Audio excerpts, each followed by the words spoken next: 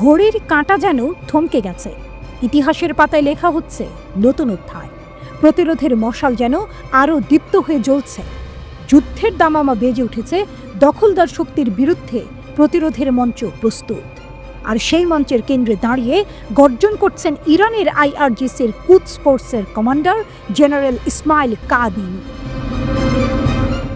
জানিয়ে দিলেন সামরিক অভিযানের মাধ্যমে ফিলিস্তিনের পাশে থাকবে ইরান। তিনি ঘোষণা করেছেন প্রতিরোধ বাহিনীকে শুধু নীতিগত নয়, সামরিকভাবেও সর্বোচ্চ সমর্থন দেবে ইরান।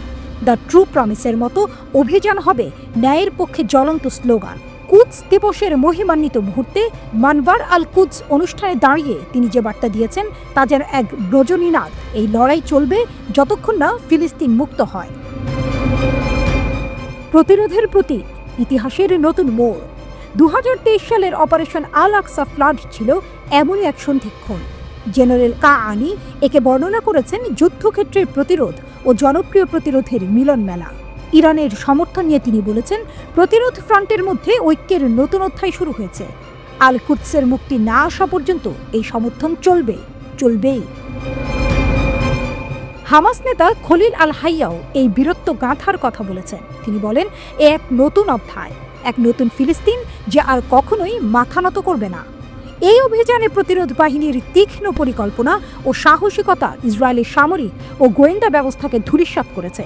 প্রায় 1 শতাব্দীর অন্যায়ের জবাব যেন মিলেছে এক ধ্বংসাত্মক আঘাতে। ওয়াশিংটনের পূর্ণ সমর্থনে মাসের পর মাস ধরে দখলদার বাহিনী হত্যাযজ্ঞ চালিয়েছে। একের পর এক আগ্রাসন, বিধ্বস্ত বাড়িঘর, শোকার্ত জনতা। তবুও ফিলিস্তিনিরা নতি স্বীকার করেনি, বরং প্রতিরোধ আরও দৃঢ় হয়েছে, আরও অবিচল হয়েছে।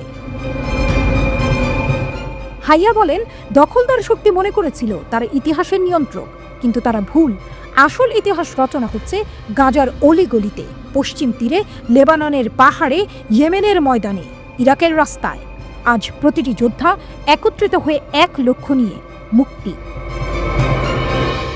ফিলিস্তিনি ইসলামিক জিহাদের মহাসচিব জিয়াদ আল নাখালাহ বলেন, আল কুদস শুধু একটি শহর নয়, এটি মুসলিম উম্মার ঐক্যের প্রতীক।